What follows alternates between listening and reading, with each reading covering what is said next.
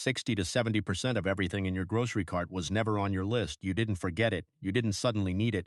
You were guided to it quietly on purpose by a building designed down to the last inch to separate you from your money.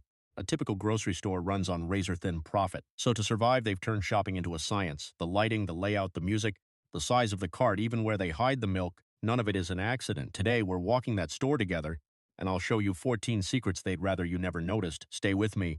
Because the secret at number 4 is costing you on things you buy every single week, and number 1 finally puts the freshest food in your cart instead of theirs. Here's the key idea before we start. The store isn't trying to trick you with one big lie. It's nudging you with 100 tiny ones, each so small you'd never notice it alone. But stacked together across a whole shopping trip, they add up to a much bigger bill than you planned. Once you can see the nudges, you stop feeling them. So let's start the moment you walk through the doors, because the manipulation begins before you've even picked up a basket.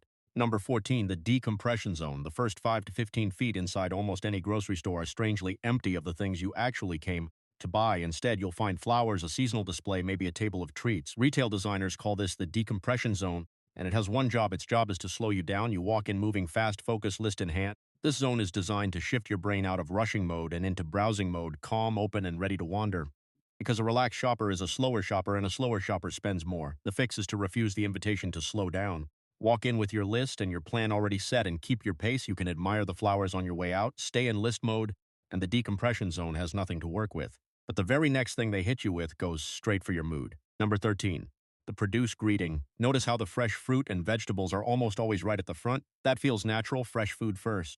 But it's a deliberate choice, and it's working on you before you've picked up a single apple. Those bright colors and fresh scents do two things. First, they signal this store is fresh and healthy, which makes you trust everything else inside. And second, this is the real trick.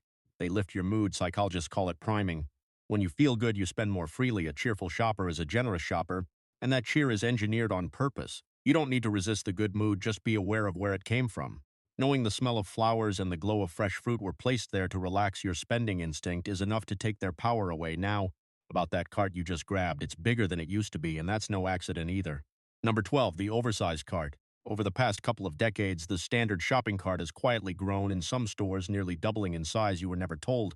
You just kept grabbing the cart by the door, and that growing cart is gently working against your budget. Here's the psychology. When you drop a normal amount of groceries into a huge cart, the cart still looks empty.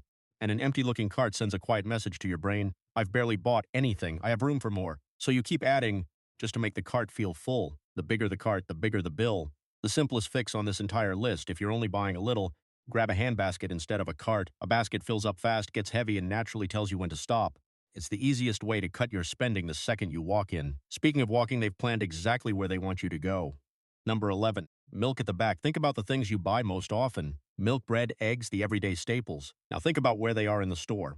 Almost never near the entrance. They're usually tucked at the very back and far apart from each other. That is one of the oldest tricks in the book. To reach the things you actually came for, you're forced to walk past hundreds of things you didn't. Every aisle you cross is another chance for something to catch your eye and land in your cart. The staples are bait, placed as far from the door as possible, so the journey to get them is long and full of temptation. Beat it by shopping with intention.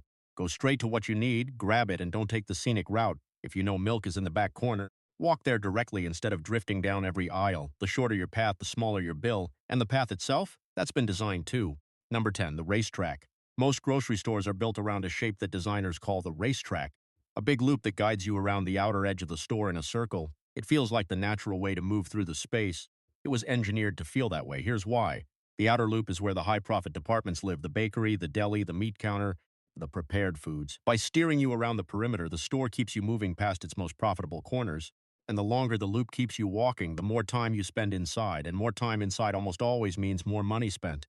The defense is your list, used like a map. Decide what you need and where it is, then move through the store by your plan, not by the loop the building wants to pull you into. When you control the route, you control the spending. Now look up, because what's at eye level was chosen to cost you more. Number 9, eye level is buy level. There's a saying in the grocery business: eye level is buy level. The products sitting right at the height of your gaze are not there by chance. That prime real estate goes to the brands that can pay for it, usually the big names with the biggest budgets and often the higher prices. Meanwhile, the cheaper options, the store brands, the better value choices are frequently pushed to the very top shelf or down near the floor, where you're less likely to look. The same product in a more affordable form is often just one glance away.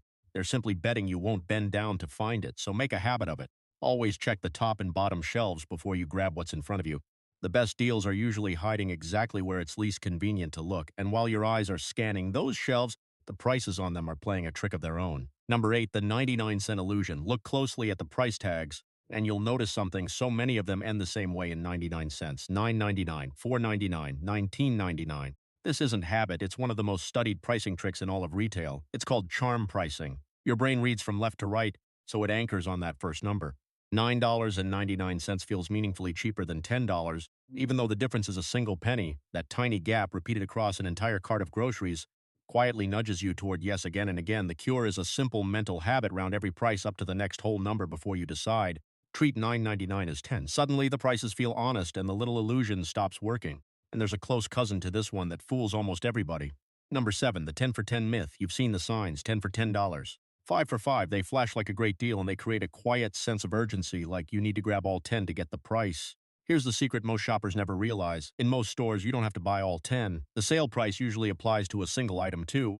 $1 each whether you buy 1 or 10. The big number in the deal is there to make you buy far more than you need, often of something that'll sit in your cupboard until it expires. The deal is really a quantity trap dressed up as a bargain. So buy only what you'd buy anyway and check the per item price to be sure. A real bargain is still a bargain when you buy just one. If it only works when you buy 10, it was never really for you. And that same illusion of savings is built right into the shelves at the end of every aisle. Number 6, the end cap illusion. At the end of each aisle sits a special display. Retailers call it an end cap. It's the prime spot in the whole store, framed to look like a featured deal. Bright signs, bold stacks, the feeling that this must be on sale. And that feeling is exactly what they're selling. Here's the catch: end cap products are often not discounted at all. That space is so valuable that brands pay a premium just to put their items there. The display is designed to catch a tired, wandering shopper and trigger an impulse grab. No real savings required. The position does all the persuading. The price tag just goes along for the ride. Before you trust an end cap, walk into the aisle and find that same item on the regular shelf. Compare the prices. Half the time the featured display costs the same or more. A deal that disappears the moment you check it was never a deal. And just when you think you know your store, they change the whole thing on you. Number 5, the surprise rearrange. You know the frustration. You've shopped the same store for years, you know exactly where everything is, and then one day, they've moved it all. Your quick trip turns into a scavenger hunt. It feels random, even careless. It's neither. Stores rearrange their layouts on purpose. When you can't find what you came for, you're forced to slow down and search, wandering through aisles you'd normally skip, passing products you'd never have seen. Along the way, you discover new items and drop a few extra into your cart. The confusion isn't a side effect. It's the goal. When you notice a store has been rearranged, slow down on purpose and stick tightly to your list. Don't let the hunt turn into a haul. Ask a staff member where your item moved to, grab it, and resist the urge to explore. Now we leave the layout behind and step into the parts of the store with the biggest secrets of all. Number 4, the markup kings. Remember, I promised this one costs you on things you buy all the time. Here it is. In a store where most items earn only pennies of profit, 2 everyday products quietly earn some of the most: bags of ice and bread from the in-store bakery. A bag of ice can carry a markup of around 100%. The store can roughly double its money. And that warm, fresh-smelling bakery bread? Often marked up around 90%. They're cheap to make and easy to sell, especially when that bakery smell is drifting through the aisles, doing the selling for them.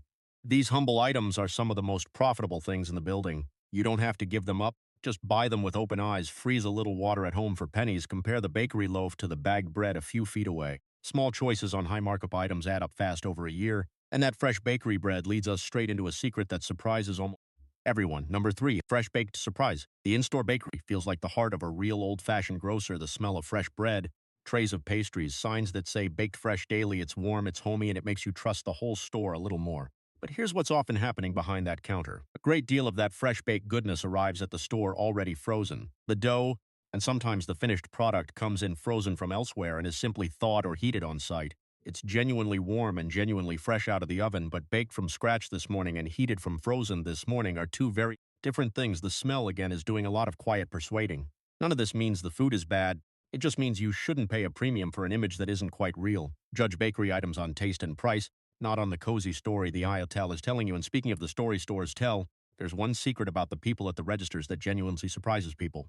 Number 2, the shoplifter's secret. This one stops people in their tracks. In many large grocery chains, cashiers and floor staff are specifically trained not to stop a shoplifter, not to chase them, not to confront them, not even to block the door. If someone walks out with unpaid groceries, the staff are often instructed to simply let them go. Why? Safety and liability. A confrontation can turn dangerous fast, and a store would rather lose a cart of groceries than risk an employee getting hurt or a lawsuit landing on their desk.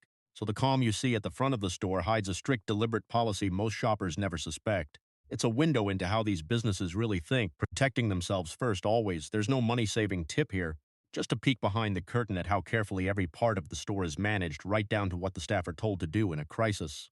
Which brings us to number one, the simplest secret of all, and the one that finally tips the freshness in your favor. Number one, grab from the back. Here it is, the easiest, most useful secret on this entire list. When workers restock a shelf, you'd think they'd put the new items at the back and leave the older ones up front to sell first, and that is exactly what they do, but not for the reason you'd hope. It's a system known as first in, first out. The oldest stock, the items closest to their sell-by date, gets pulled to the very front, right where your hand naturally reaches. The freshest products with the longest life left get pushed to the very back, so when you grab the easy item in front, you're usually taking home the oldest one in the store. The fix takes one extra second. For milk, yogurt, meat, eggs, anything with a date that matters, reach past the front row and take from the back. You'll get the freshest product, the latest date, and more days before it spoils, all for the exact same price.